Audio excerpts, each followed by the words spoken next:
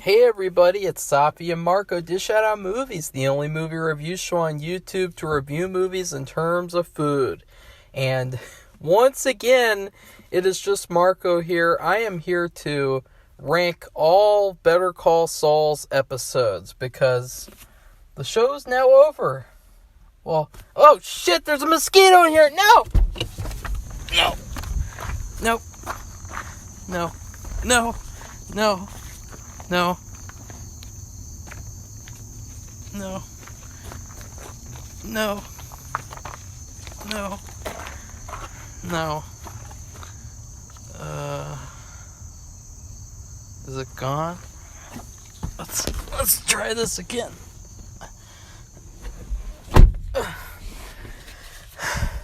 As you guys can tell, I am not a fan of mosquitoes.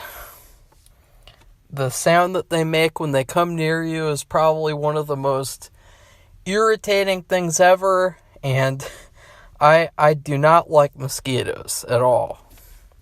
It's not that I'm afraid of them, it's just that I hate it. I hate having to deal with them. I hate fucking... Never mind, that's not relevant, but I shouldn't say Better Call Saul is over. Remember, guys, Better Call Saul ended, I would say, when season 3 ended. Better Call Kim is now over. I am here today to rank all the episodes, all 63 episodes. And I'd like to start off by saying this. All the fanboys, oh shit, it's still, get out. Oh, I killed it, and it's on my hand. It's on my hand. I'm gonna take a picture of it, and I'm gonna put, oh god, I can see its whole body. Oh god, it's just on my hand. Oh no. Okay, finally, that I don't have to worry about that anymore.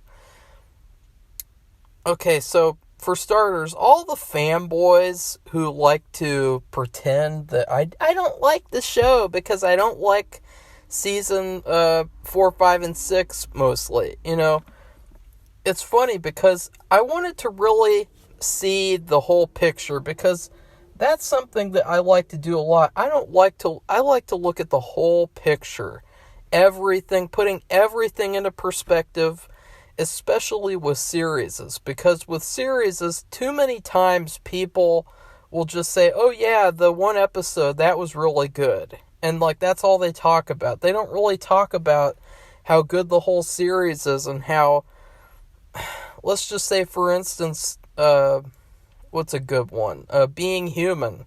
That show. Or, no, how about Bates Motel?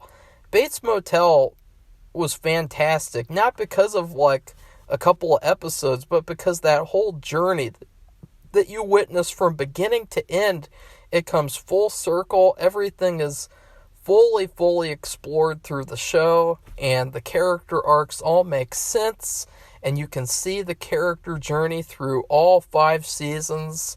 Should have been more seasons, but that's another issue. But the big picture with Bates Motel was that it was fucking awesome. And it wasn't just because of, season 1, episode 8, that one episode over and over and over again. Sort of like with, I'm not going to say that Breaking Bad is bad, because obviously it is a perfect show, pretty much. But all people do is talk about Ozymandias. That's all they do. They can't ever mention, any great episodes, any episode, like Felina, Granite State, Gliding Overall, Dead Money, what else? Blood Money. I love Blood Money, actually. I really love that one. For some reason, I'll never forget watching that and how much, I just love that episode. And it was, Tahajali, it's not just about Ozymandias. It's about the whole picture. What do you think about the whole picture? So the same way that fanboys, they like to sort of misconstrue your words. They like to sort of zero in on these little points so that they can try to destroy you. Like with the other video, I said, I hate fanboys. I hate Better Call Saul fanboys. And then you had this idiot who said that I hate the fan base. And it's like, okay, you clearly misconstruing, twisting what I'm saying to suit their narratives, so that they can try to make me look bad because I didn't like the same episodes that they liked. Wah, wah, wah, wah, wah, wah. Well, here's the thing. I calculated the percentage of episodes I loved versus the percentage of episodes that I did not love. I did not like 25.5% of the show. That is way less than half of the show. So the fact that people had the nerve to tell me, why didn't you stop watching the show? Well, here's the thing. I loved 75% or more of the show. That just shows that, I am not really a hater at all. And it just shows that, fanboys are the true ones. Because here's the thing. Like, if you ask fanboys what episodes did they love, they're going to say seasons 4 through 6. What about seasons 1 through 3? That's 30 episodes. That's 50% of the show that they don't like and that they think it's boring. And it's just not great. It's just nah. So that's the funny thing, is that I actually love 75% of the episodes. And Safi was surprised too. Like, she was like, what? She was like, Marco, how could you?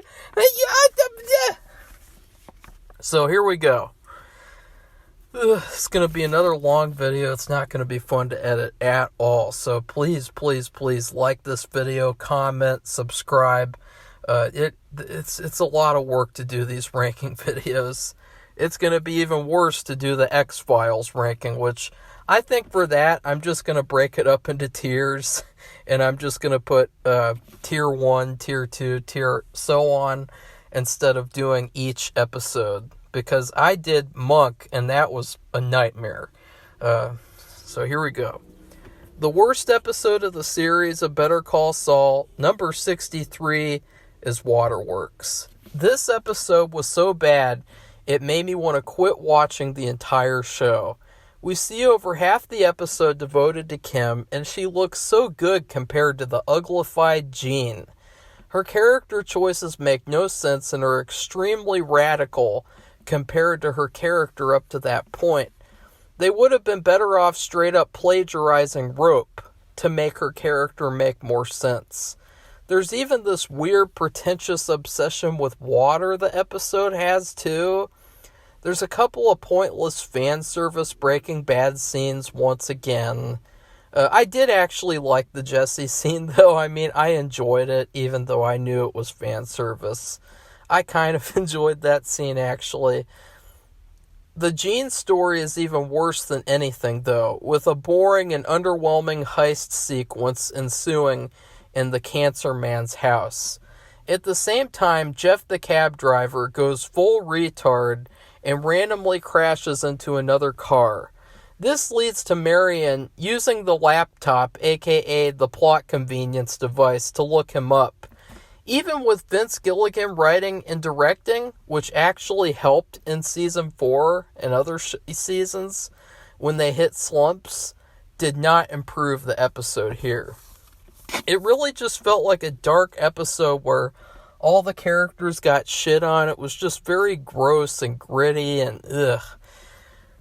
But it didn't make any sense. The characters all acted out of character, and it just really was not pleasant to watch. And the thing that I was talking about with why it was hard for me to watch the episode, I'm just gonna come right out and admit it, okay? In the same way that I invested time into watching Better Call Saul over the years, I also invested time into a person for a little over a year starting last year, and it turned out to all be a waste of time right around when this episode came out. So it was very hard to watch the episode at the same time having that happen And so it was almost like a really heartbreaking realization that this whole investment and caring about this show so much, it was all worthless. Like the writers, they didn't listen to our show. They didn't get any feedback. The whole thing with thank you fans at the end, it's like, really, thank you who? Thanks to the fanboys who gave every episode 10 out of 10 and gave everything A+, A+, A+, but not really thank you to the fans like us who said the truth when it mattered. Okay, that's why it was hard to watch this episode. It was terrible. It was awful. It was horrible. And it was probably the worst thing to happen this entire year. And so I'm sure you guys can understand why it was hard to watch the episode, considering that other thing happening at the same time. It was horrible. Number 62, this episode I almost put in last place. Breaking Bad, 62. Falsely advertised itself as being about Breaking Bad, when it was really mostly the stupid, weak cab driver story. Gene acts completely out of character. So many time jumps it gives you a headache. Rushed. Breaking Bad scenes are unnecessary fluff, fan service. For such a promising title and synopsis, this was a huge disappointment. But you couldn't be surprised much when the whole 6th season was so rushed. They didn't have the time to do anything that interesting because it all just had to get done. Number 61, Rockin' Hard Place. When you thought Nacho would be on the run in Mexico for most of the season, you were dead wrong. When you thought that he would confront Lalo at some point, when you thought that maybe Gus could change, that he would... Okay, we'll talk about that later. But, all these things that could have happened, no. Instead, he's just going to teleport to New Mexico and then kill himself for his dad. And when Gus had the chance to help Nacho and start some sort of character development, he didn't. We didn't even get any follow-up drama on him promising to protect his father, which would have made the sacrifice meaningful. And Mike, once again, just lets Gus do something pure evil. Mike and Gus not being on good terms shows they're still a long way from where they're at in Breaking Bad. And when he gives his speech at the end, you're reminded that Nacho could have been like this for longer if they had more episodes and more seasons and they didn't make him a little bitch. And I say little bitch because they just kept spinning the wheels for his character for a couple of seasons and then they just kill him off. And they could have had more episodes of him in Mexico doing some badass stuff before he dies. But see, that would be too much time. Number 60, Something Unforgivable. After the 2 fantastic episodes, Bagman and Bad Choice Road, we get this crap. Gus hires the best of the best to kill Lalo. And they kill all of his relatives and then get killed by Lalo instead in a cartoony sequence. Kim and Jimmy sit in a hotel room the whole episode, and we learn Jimmy has a fear of mint chocolate chip ice cream now. Worst of all, Kim comes up with a plan to destroy Howard for no reason. And there's a cringeworthy oh, God, what's that biting my leg? Oh, there's a very cringeworthy, quote-unquote, Breaking Bad moment where Kim, in a Royal shirt, which is sad because I love the Royals, she's in this Royal shirt and she does finger guns. And then Jimmy's sitting there on the bed like, oh, wow, oh, I never expected this. And it's like, see, it's like the show, it just became all about Kim. And to have finger guns be the moment of her Breaking Bad is the stupidest shit I've ever heard. It almost feels like an improv thing that the actress thought of, but I think the actress is more talented than that. I think she would have come up with something better, personally. But it was such a horrible, disappointing finale. The only thing that I kind of liked was the little moment when Jimmy is knocking at Mike's door and he just keeps ringing the doorbell over and over. That was kind of funny. Number 59, Nippy. Right after the jarring and rushed time jump in Fun and Games, we jump again straight to the Gene timeline for a boring wannabe Hitchcock story. The cab driver is recast with a mediocre actor who looks like Bart Simpson.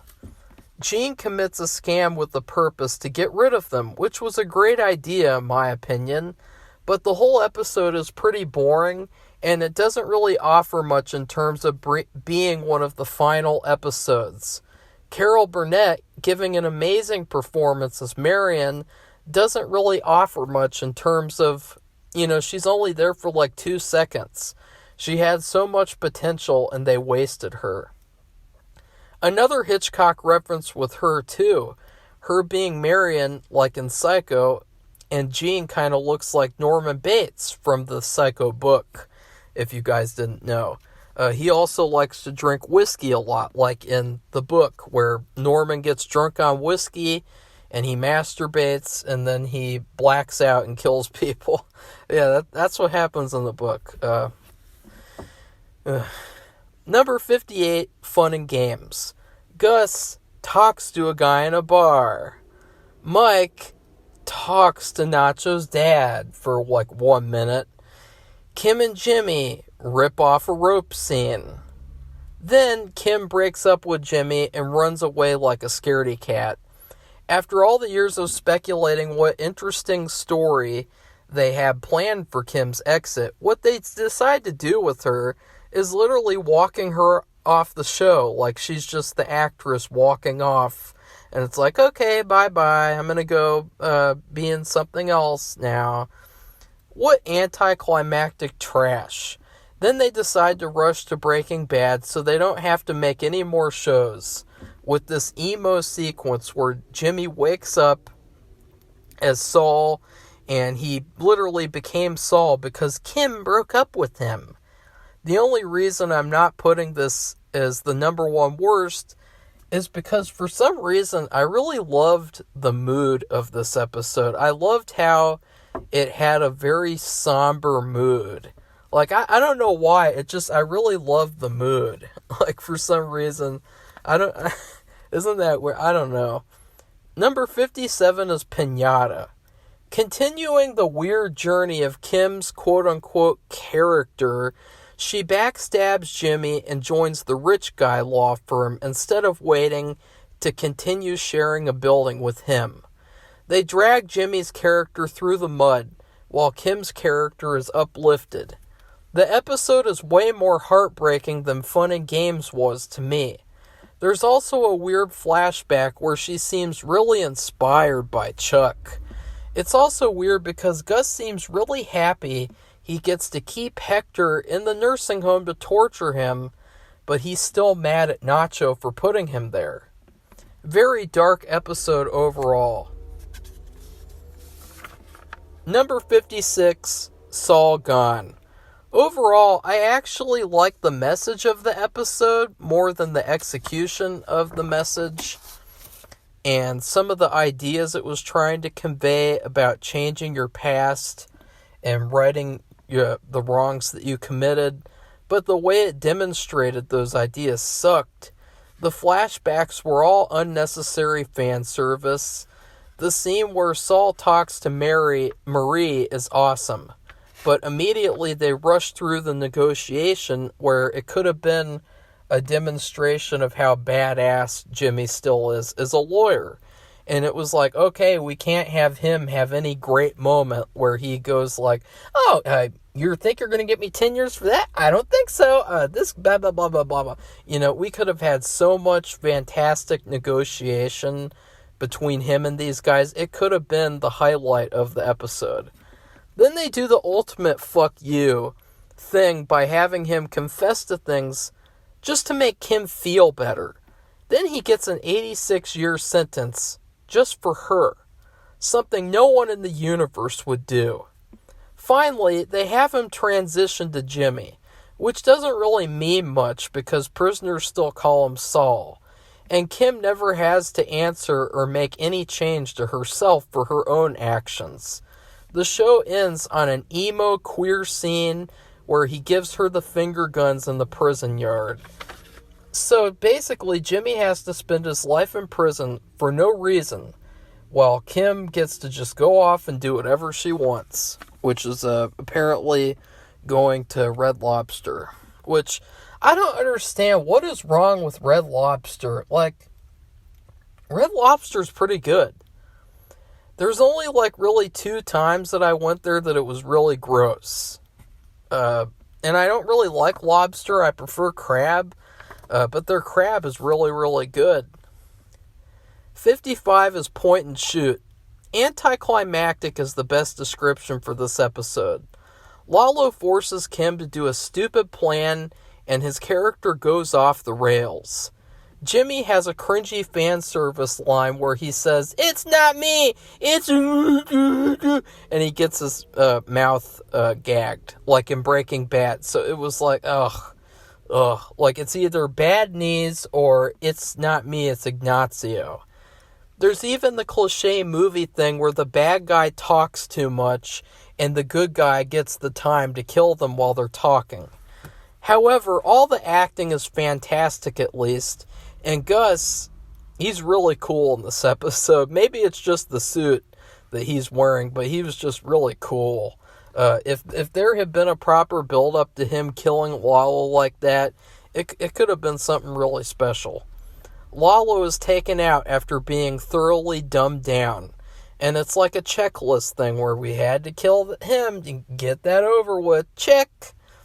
54 is something beautiful. I have one word for this episode: letter.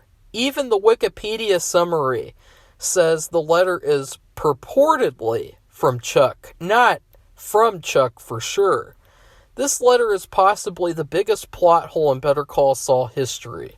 After Kim berates Howard for wanting to give Jimmy the letter, he has sent it in the mail. Mysteriously, the letter has no date on it, a mistake the meticulous Chuck would never make. So we suspect after Kim's berating, Howard forged a new letter that didn't tear Jimmy apart. Everything said in the letter was more so what Howard would think to say than Chuck himself. Other than that, this episode is okay, actually. Very average. The Hummel heist is fun, but it's similar to the underwhelming house robberies in Season 6. Number 53 is Smoke.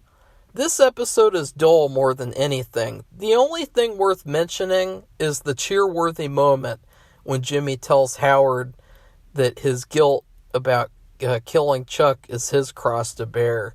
That was just so awesome. I forgot about that, and I saw that again. I was like, woo! Like, yeah! And I was just like, that was so awesome. There's so many great moments Jimmy had in Season 4 where he just told people off and told them the truth. Like, he was just blunt and straightforward in Season 4 for the most part. Really wish we had got more of that instead of emo simp Jimmy.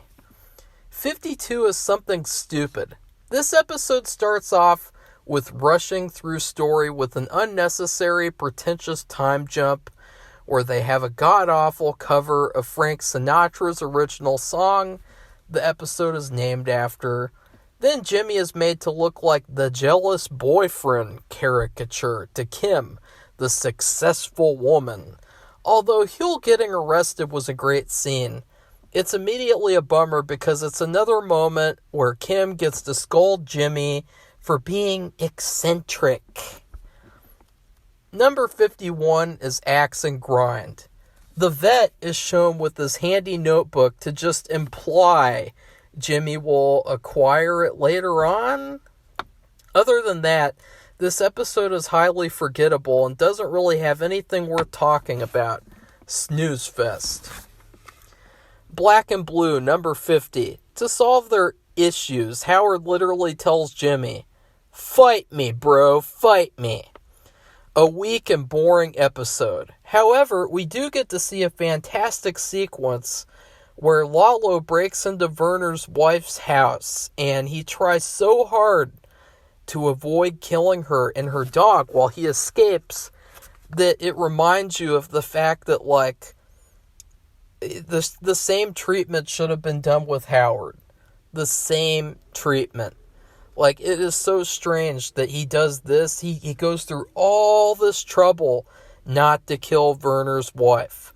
But then when it comes to Howard, it's just like, oh, yeah, he's just a guy there, so I'm going to kill him. Very, very queer. Number 49 is Breathe. Jimmy acts very out of character, like he's going crazy, a plot line that is never really followed through on. Gus becomes a slasher villain for a second. The only good thing is Mike doing actual inspections when he's not supposed to at different madrigals. I felt like that could have been a great developing story where he discovers some crooked things, like maybe a sex trafficking ring or something, and it builds his relationship more with Gus. Number 48 is Quite a Ride.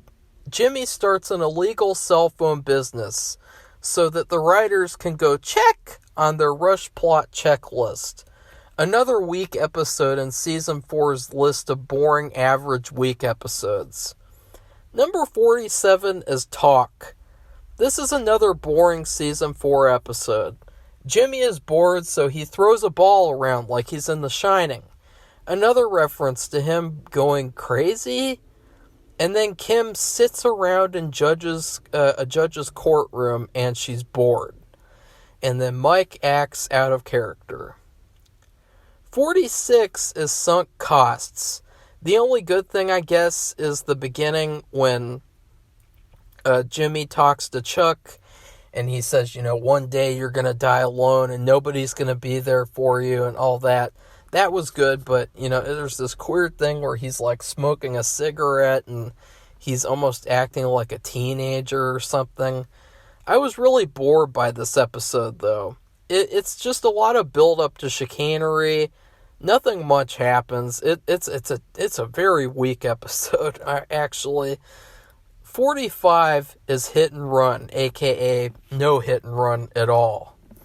I really like the unique directing of this episode because it was directed by the actress playing Kim, and she had a very unique style with how she directed this boring as hell script. There was a very fun and funny caper at first with Jimmy impersonating Howard, and this is also a false advertising episode, though, since there is no hit and run. And the ultimate disgrace is how Kim gets to know that Lalo is alive, and she doesn't tell Jimmy. I really would have liked to have put this episode lower if not for the unique feel for the episode. Number 44 is Namaste. This is another dull episode. Mike is acting very emo, and there's this sad story where he isn't allowed to babysit Kaylee. Jimmy randomly throws bowling balls at Howard's car. It's another build-up to the old man house eviction story, which is the best part of Season 5, so I give this episode a little bit of a pass. Number 43 is 50% Off. This episode had a great premise with Jimmy essentially incentivizing criminal activity. I really like the scene where Nacho has to prove his loyalty to Lalo, but it's pretty much meh and could have done more. 42 is Switch. This is an okay buffer episode. Funny how Jimmy immediately turns on and off the random switch in his office like he can't resist. It's another meh episode where Jimmy just cons people and sits around. But it definitely makes you feel how Jimmy ends up feeling being lazy all day. 41 is JMM. This is a weird episode, to say the least. There are a few standout moments, like Jimmy defending Lalo and having to see the Travel Wire kid's family. But Jimmy isn't fully Saul yet, so this episode doesn't work as well as it would have if it was Saul from Breaking Bad doing it. as the seasons went on, it felt like there were the great episodes and then the boring meh episodes like this one in between. Okay, turning the page. 40 is carrot and stick. So I would say that I am basically in C tier episodes now. I would say that like all the episodes below 50% off are D's and F's. So there you go. 40 is carrot and stick. I like this episode okay. Nacho's Mexican story is promising, like it could have led to more epic things. Very Hitchcockian. Kim's evilness coming out is awesome, and the Kettleman sequence is something I am kind of glad we got. But it shows how they stopped creating new, unique characters that stood out, so they just had to grab these ones again from Season 1. I thought we'd never see them again after the No Picnic video released during Season 3. Number 39 is Wine and Roses. Even though this episode starts off with a very long sequence of Saul's mansion getting cleaned out, this has a fun story where Jimmy has to put cocaine in Howard's locker in the country club. And Kim's evil side is coming out in a big way. I was excited to see more of that because I was like, oh, they're finally going to commit to her having a character? Wow. Overall, a strong start to Season 6 after hating Season 5's ending so much. Number 38 is The Guy for This. This was a good episode with a Breaking Bad feel to it.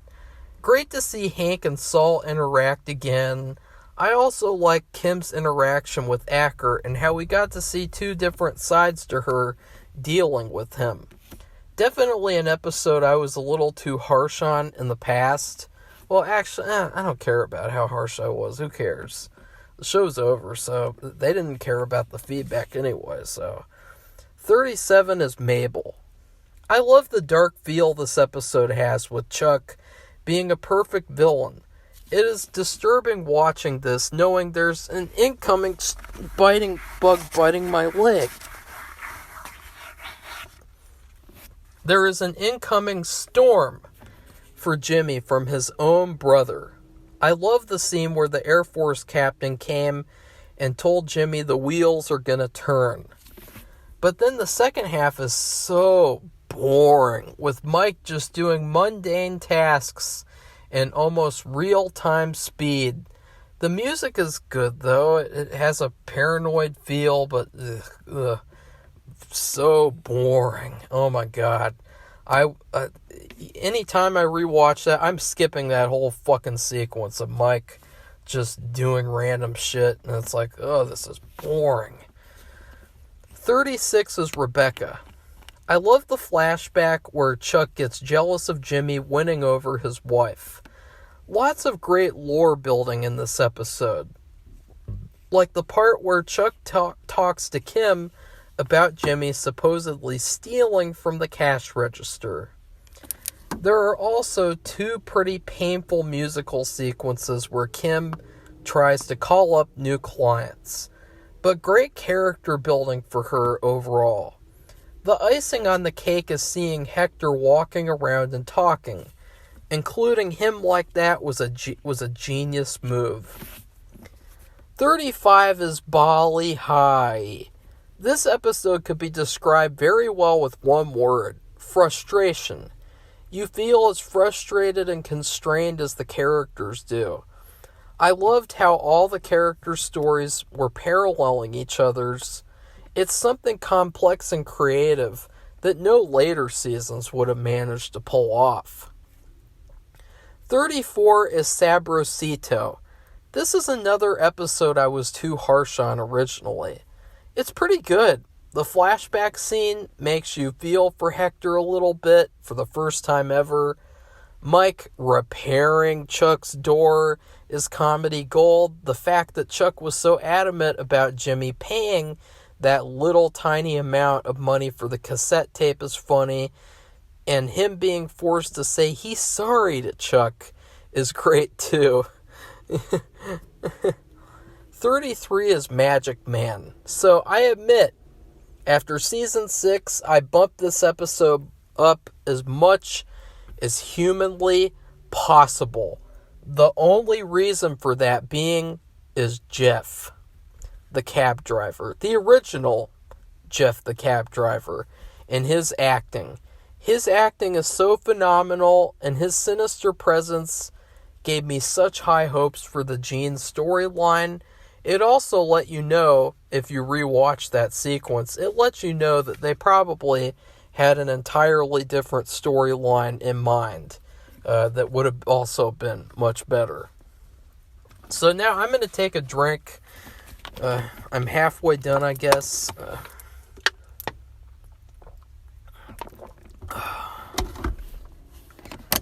And I took a drink of water, by the way.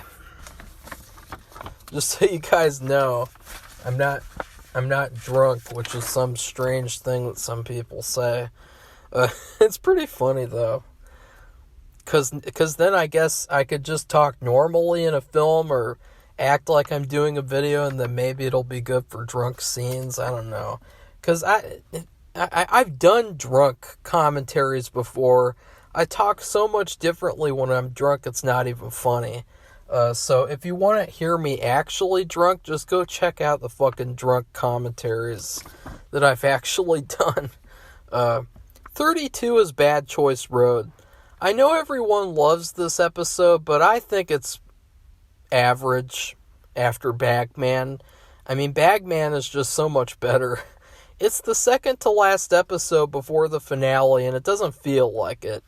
It would have felt more fitting if it was episode 9 out of 13, not episode 9 out of 10. I do like how damaged Jimmy is, and they're not shy away from showing us the physical damage. It's really sad, and pretty average, though, until the final 20 minutes. The final 20 minutes is an A+ for sure. First, you have the Kim and Jimmy confrontation, where he's talking to her about bad choice roads. It's very ominous. It's a very ominous conversation. Then Lalo enters the picture, and that interaction was so intense, it gave me a horrible stomachache.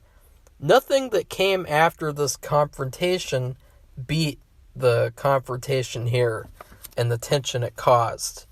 Even the ending is ominous, where Lalo tells Nacho, "We have a long drive ahead of us." Another Bad Choice Road. 31 is off-brand. This episode isn't as good as I am ranking it, but back when it came out, I would just love to watch the second half of the season 3 over and season 3, not the season 3, over and over again. Admittedly, this is the weakest of the second half. It feels so anticlimactic after chicanery for Chuck to hardly be in the episode. I really wanted to see more of him, more of Rebecca. It could have been to deal with, it could have dealt a lot more with their relationship, especially, we could have seen probably the time when they decided to divorce. That could have been interesting, Hector becomes an even bigger villain for Nacho, which is great and intense to watch. The weakest part is when Jimmy does his commercial, which is probably the weakest commercial he ever does, with his disguise slightly resembling Gene's look, but just being a very fake disguise. Number 30 is Alpine Shepherd Boy. Believe it or not, this is now the worst ranked episode on IMDb according to the fanboy votes. It feels like a great payoff, though, to the hero episode. Tony the Toilet Buddy is the funniest thing in the whole series. It basically sums up what I thought would happen in later seasons. Saul gets weird clients, and he has to fix things for them. Very entertaining all around. Plus, we are given our first hint Chuck's illness is a fraud. Without this episode, we don't have context for bigger, better ones. Number 29 is Hero. For some reason, I really like this one. Especially the part where Nacho scolds Jimmy, and he sets him straight, telling him he was sloppy and weak to get caught.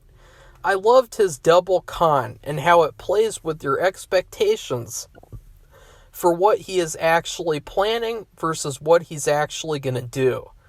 This is back when they made Jimmy way more intelligent than anybody.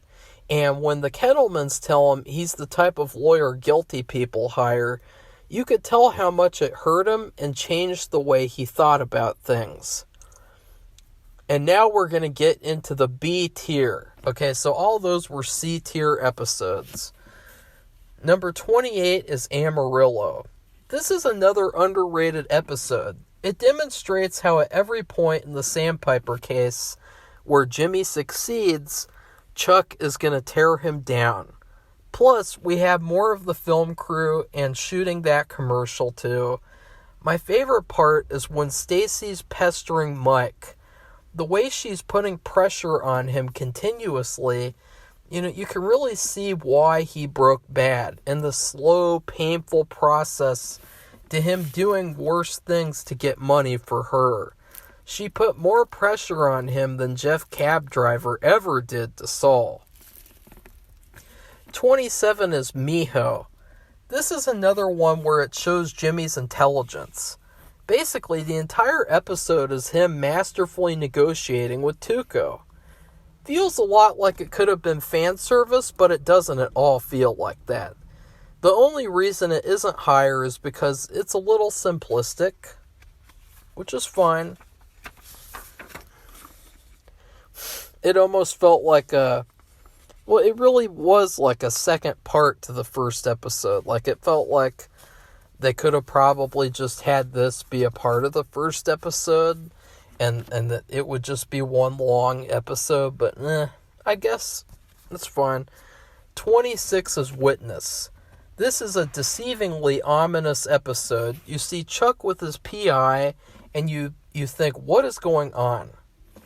What is he planning? Then you see Mike having Jimmy spy on Los Polios Hermanos. Another comedy gold sequence.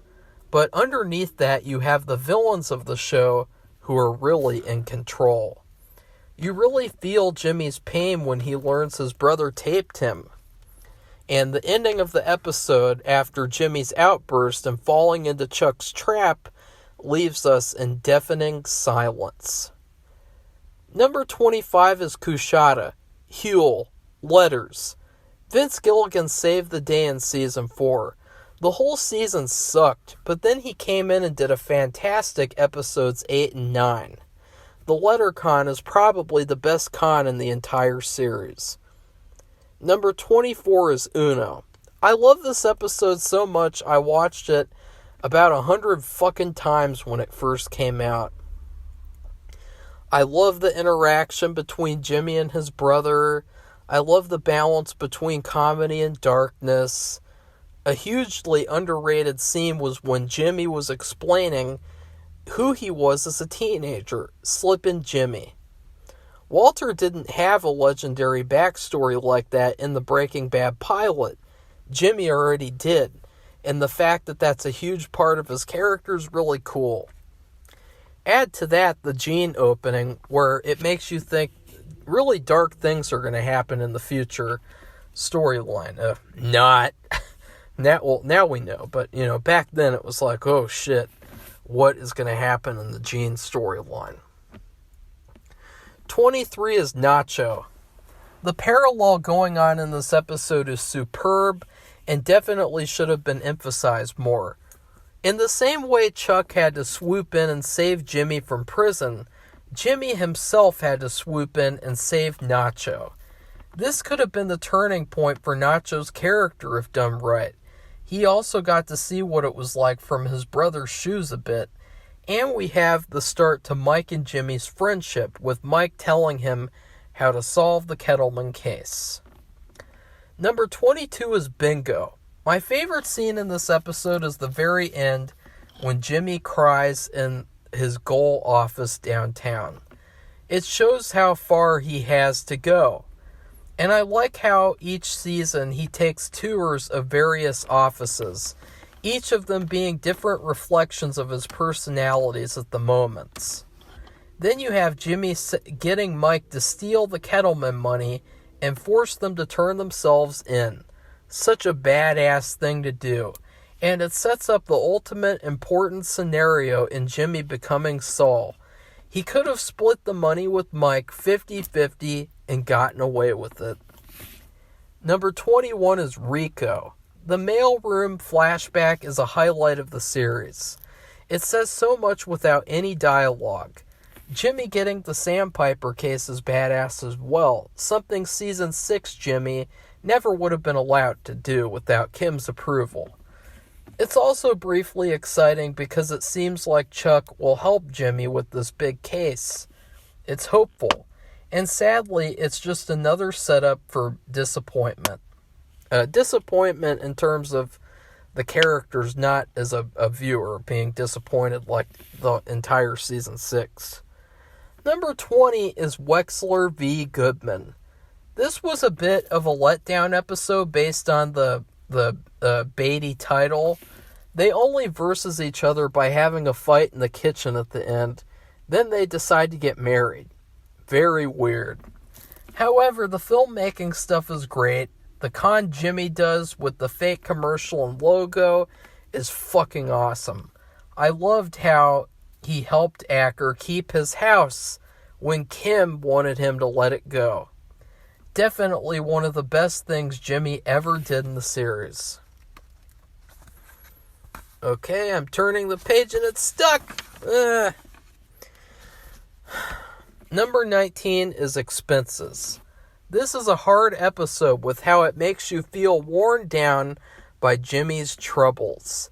The monologue where he talks about conning this rich guy in a restaurant is really, really dark, and I just love that slow zoom into him while he's staring this guy down like a predator looking at his prey. You can really see the potential of how dark he could have become in later seasons, given better writing. And the highlight, the insurance fraud scene. His acting is so award-worthy in this scene alone. You did not know at all what he was feeling until that tiny little glimpse of a smile at the end. Amazing. Number 18 is Cobbler. This episode is what I expected from later seasons, with Jimmy being brought in to solve a tough situation and having to come up with a fake story for Price in 2 seconds. The story he comes up with is hilarious, especially the part where he tells the guy, "We're going to have to make a video." The only part I didn't like was when Kim scolds him. I remember being so turned off in that scene. She was a wet blanket in that episode. The bug is on me. 17 is Wiedersehen. Once again, Vince Gilligan saves the day with this one. Jimmy getting rejected by the bar is irritating, and how biased they are towards him, too. Then, what he says to Kim is so accurate. She slums it up with him when she wants to climb down from the rich people firm. And there's this certain look that she gives him all the time when she's scolding him. It's like, she's trash. Lalo's monologue about Hector's bell is awesome, too. The ending with Werner escaping is awesome, although all I can think about in regards to Werner now is really how stupid he was. They also didn't do a good job at showing time passing in this place, similar to how Dawn of the Dead didn't show time going by well enough. Like, where I thought in Dawn of the Dead it was just like a week or so, but it turns out it was like a year, I guess. I'm still not even sure. But number 16 is Plan and Execution. Admittedly, I loved most of this episode. I've seen it about 10 times now. It has a dreadful Greek tragedy feel to it. The whole episode could just be called Tragedy. The early stuff with the filmmaking feels like the first 3 seasons. The Howard con is good, but definitely not worth spending episodes and episodes keeping us in the dark about. And so one of my biggest problems with this episode is the fact that, the writers, similar to Jimmy, they think that the end justifies the means. And they thought that this episode was worth justifying shitty, boring shit episodes before it. And it's not. Not at all. And so I also wished Jimmy would have had a big moment to speak instead of just sitting with Kim in front of a cell phone silently and then having sex with her. The comparison to them being the couple in Rope is crap. Because it's like they're trying to rewrite Saul's history and make it Saul and Kim's history. Lalo becomes dumb and makes some very questionable choices. The dumbest one being to kill Howard for literally no reason. Mike also takes guards off of the apartment. Dumb. But still, I love the episode. Most importantly, Howard's acting is superb. If they had given him more material all along, he would have been a top-tier Saul character. Instead, he's just a mid-level character that they milked for sympathy in the final season. Similar to in The Office, when they revealed Meredith the whole time was pursuing a teaching degree, and she was only an alcoholic because, quote-unquote, that's what you do in college. Ugh. 15 is inflatable. This episode gives you a peek into the real Saul Goodman from Breaking Bad, not Season 6 Saul McGill. His scheme to be fired is awesome. When Cliff fires him, I love the conversation they have. They had a great underrated dynamic in terms of actors. I really think that Cliff and Jimmy should have replaced Chuck and Jimmy. If you guys didn't notice, they really tried to replace the Chuck and Jimmy dynamic in the house. They tried to replace that with Jimmy and Kim. And I really thought that was a weak sauce thing to do. I think it would have been so much better to replace that with Clifford versus Jimmy, because Clifford is a similar type of person to Chuck in the sense that he knows the law, he doesn't like Jimmy, and I really think that could have been a lot better. The flashback with Jimmy Bond from Lone Gunman is awesome too. Definitely a standout episode. And I remember just being so excited back in the day, just every episode, excited to see what they were going to do. Number 14 is Dedicato a Max. This is another underappreciated episode. I actually like seeing Mike in Mexico doing menial chores.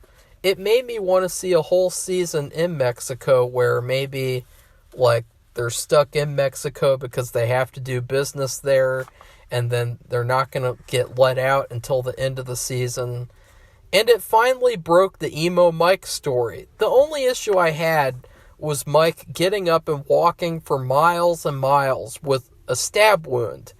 I severely pulled my abdominal muscle working out a couple of months before this episode aired, and you would never be able to sit up or walk for miles and miles with that type of injury, let alone the one that Mike had, getting stabbed in the fucking stomach. The best part of the episode is seeing Saul McGill helping Acker. It felt very positive and reminded me of Season 1 Saul when he wanted to help people. I loved how Kim gave him this assignment, but he ultimately became more invested in it than she ever wanted.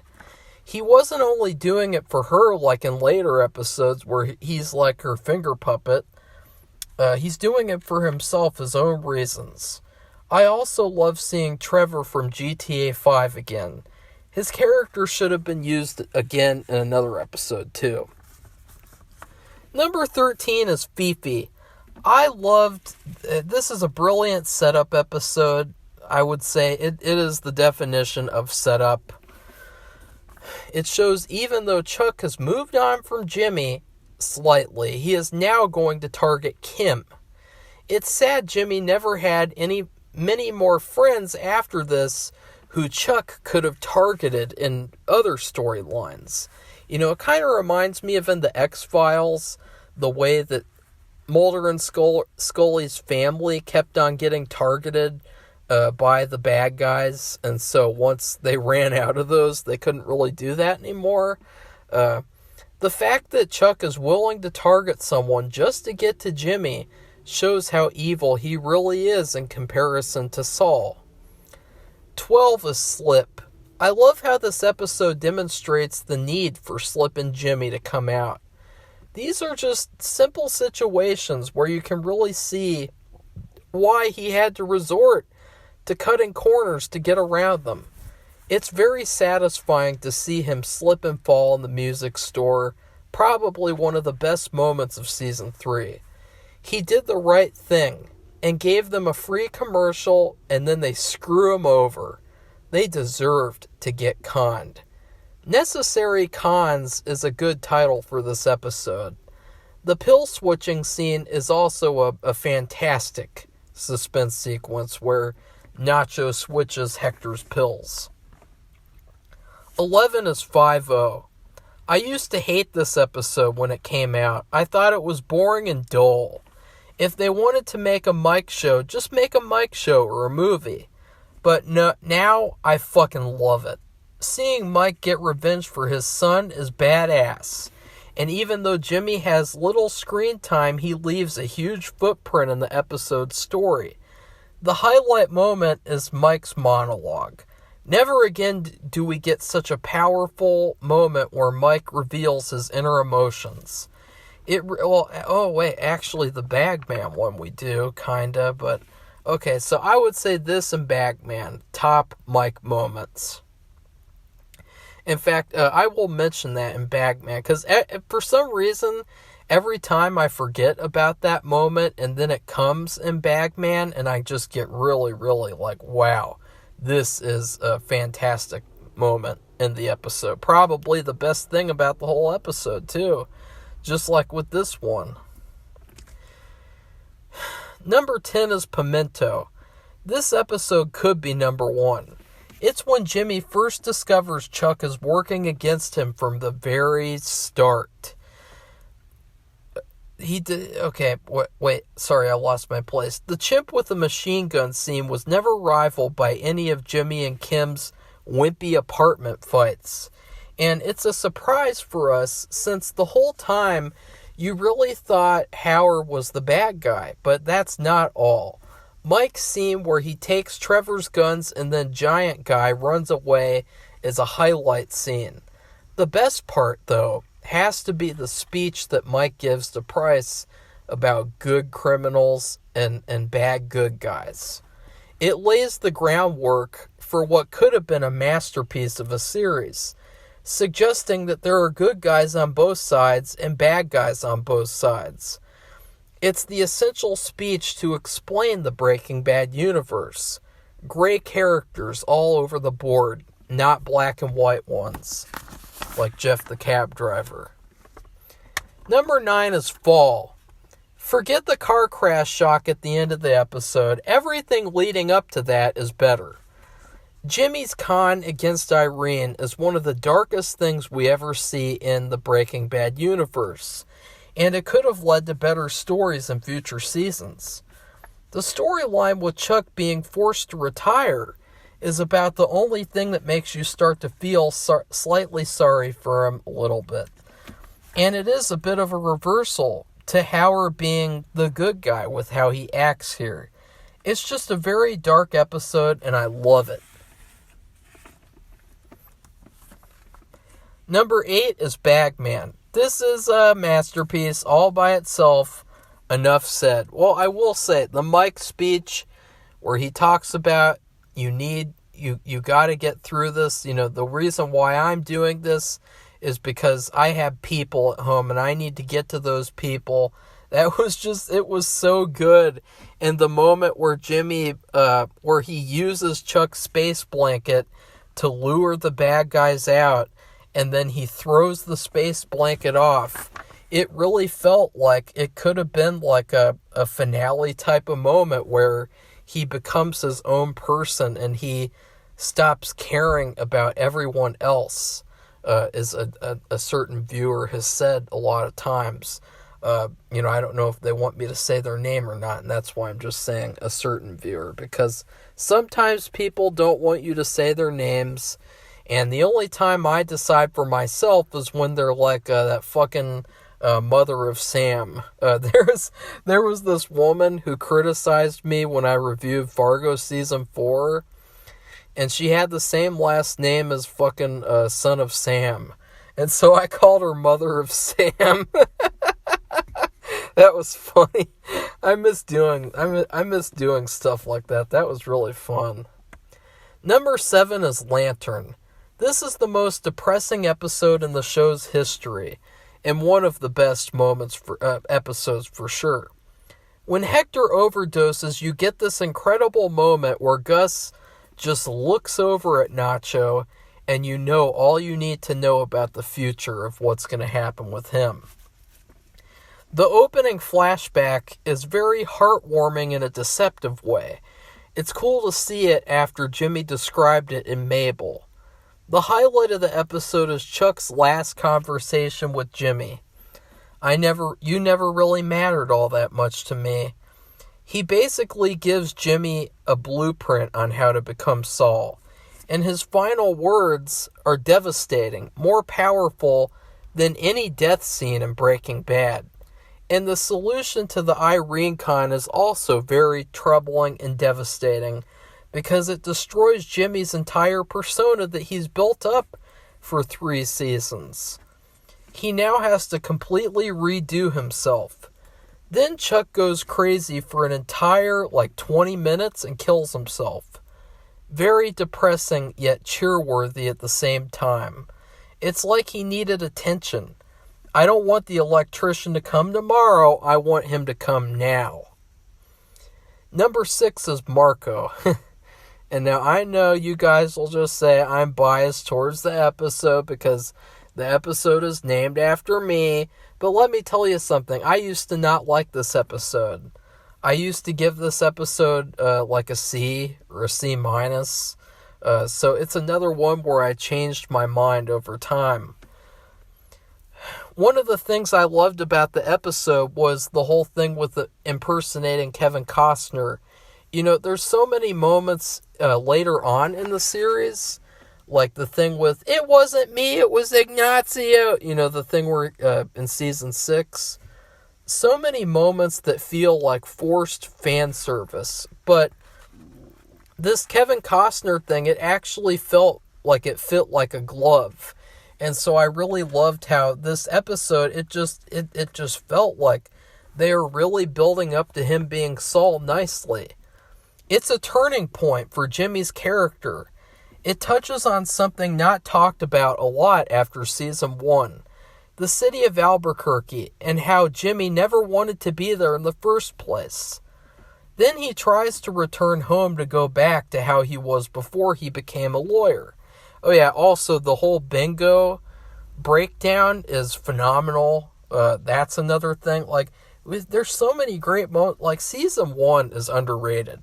Season 1 is near perfection. It's a surefire pathway to death, though, when he returns to his hometown. But being a lawyer in New Mexico with Chuck is also a pretty bad path. So he's stuck between a rock and a hard place more than anything. It's so centric on him and his character alone, and that's why I love it. It's not Better Call Mike, Nacho, Kim, etc. It's Better Call Saul. It delivers what the title says. His friendship with Marco is stronger than his relationship with Kim ever is, with Marco being a Gene Takovic-style figure. He's even got a similar hairstyle to Gene, and he hates his job. He has a mustache, too. The best part is at the end when Jimmy thinks about the situation, when he had the Kettleman money right there. He should have taken it, but he chooses to do the right thing. And in the Breaking Bad universe, the right thing doesn't mean anything. Number 5 is Gloves Off. Jimmy getting punished for the commercial is another important moment. He tried to do something positive, and it worked, and still blew up in his face. The majority of the episode is a fantastic story where Mike puts Tuco in prison. It's awesome the fact that Tuco is in prison until Breaking Bad, all because of Mike. You never expected that. His interaction with him at the end is perfection. It also shows us how far Mike is from becoming like he was in Breaking Bad. The fact that it's still an A+ episode just shows how good this episode once was. Like, I was really surprised to remember how good this episode was. I would also say this is the most Breaking Bad-esque episode of the entire series. Number 4 is Nailed. The storyline of this of Mike versus Hector is probably my favorite Mike storyline ever. It gets really dark when he starts to see innocent people will get killed when you mess with these criminals, no matter how big or small the thing you do is. His actions had consequences indirectly. Same with Jimmy, whose plan ends up causing a ripple effect somewhat. Kim's scene when she stands up to Chuck for Jimmy is awesome, but her highlight moment is when she tells Jimmy to cross all of his T's and dot his I's, which is telling us that she has a bad side to her. The highlight scene is Jimmy having to stand across from the copy shop while Chuck confronts the clerk. It is a suspense masterclass, and it was the Bad Choice Road Lalo sequence before that sequence happened. I'm going to take a drink, just one last drink. I tried to make this shorter than the Babes ranking, and I think it'll be like 10 minutes shorter, 20 minutes, thank God. I see, this is what I look like when I'm rushing. Do you guys like it? I don't. Number 3 is Winner. After a second watch, I love this episode. Everything Jimmy does is badass. Jimmy in Season 4 is so cool and strong. His speech to Christy Esposito is probably my favorite moment of the series. The opening flashback with Chuck and Jimmy singing together is very, very good. So much better executed than the fan service flashback in the series finale. When Jimmy did that fake speech to get his law license back, I cheered and clapped. He fooled those biased fuckers. And when he turns to Kim and says, "It's all good, man," I cheered once again. It felt like he was not going to care about Kim's disapproval and scowls anymore.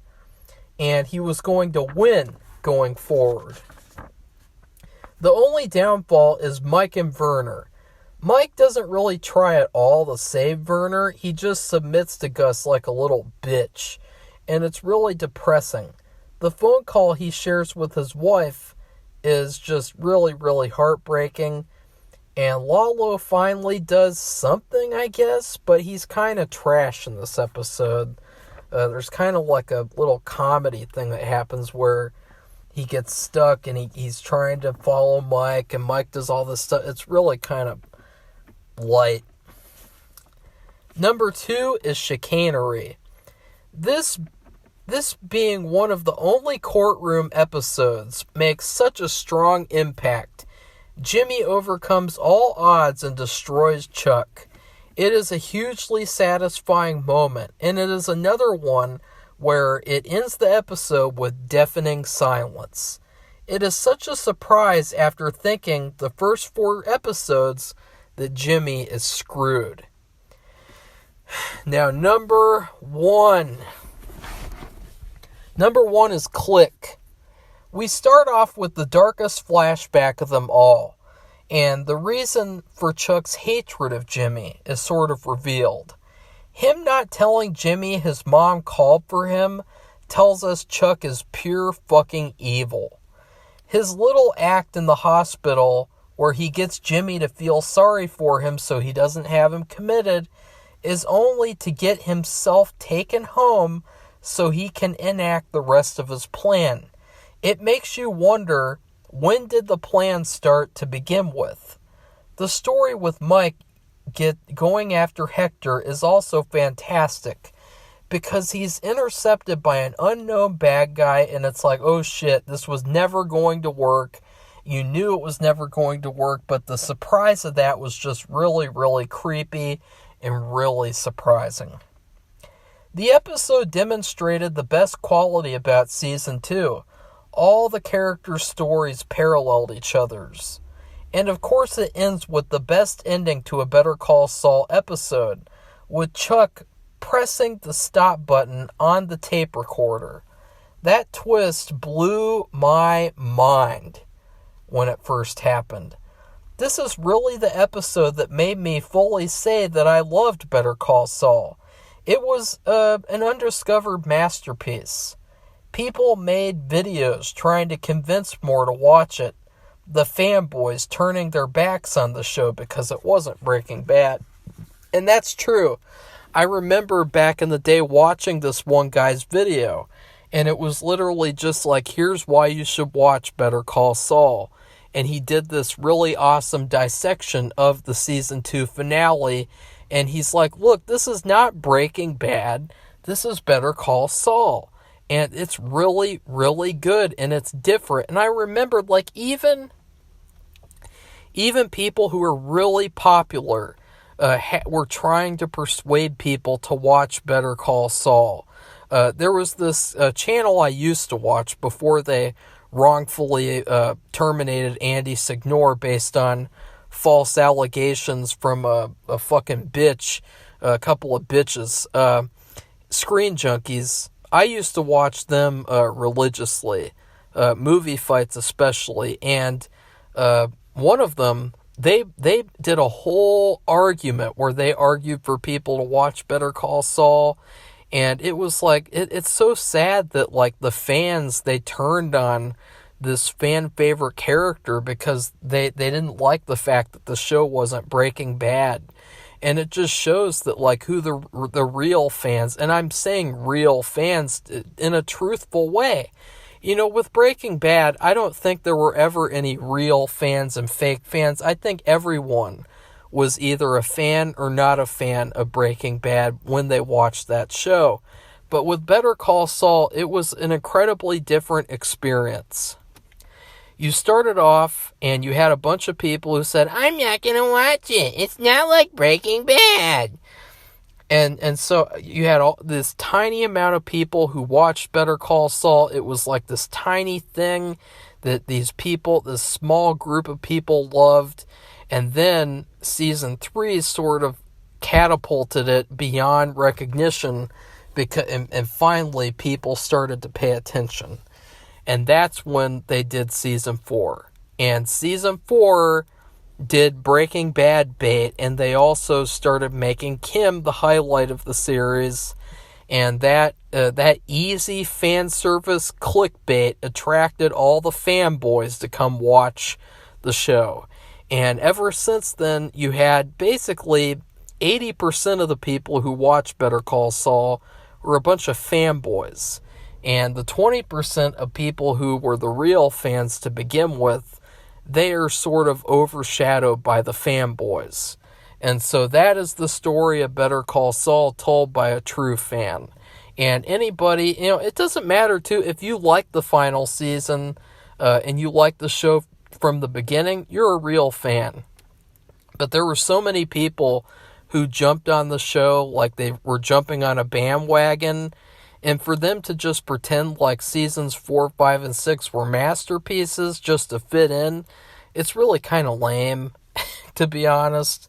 It's a strange thing that happened. It was a very strange journey, especially the fact that in the beginning, it really felt like the Breaking Bad fans were it was a great group of people. And there were no fanboys. It felt like everyone was honest when they liked and didn't like things. The only thing that kind of got bad was with Skylar because, it was so easy to hate her, and so it was kind of like a complicated thing, but other than that, it was good. But with Better Call Saul, it was the opposite. It was like, it started off really, really good, and unfortunately, they ruined it, and it's sad that it turned out to be the way it was. And it also just shows the whole overstay or welcome theory is a bunch of bullshit, because it doesn't matter if you have a show that's 4 episodes in 1 season. It doesn't matter if you have a show that's 13 episodes in 5 seasons. And it doesn't matter if you have a show that is 36 episodes in 3 seasons. Regardless, that has nothing to do with whether your show is going to be good or bad, unlike what the fanboys have to say. So, please give me your rankings, and please like this video, comment. Safi's rankings will be coming out soon, hopefully on Tuesday. God, we can only hope. And then please subscribe to our channel if you'd like to see more honest rankings. Goodbye, everybody. See you soon.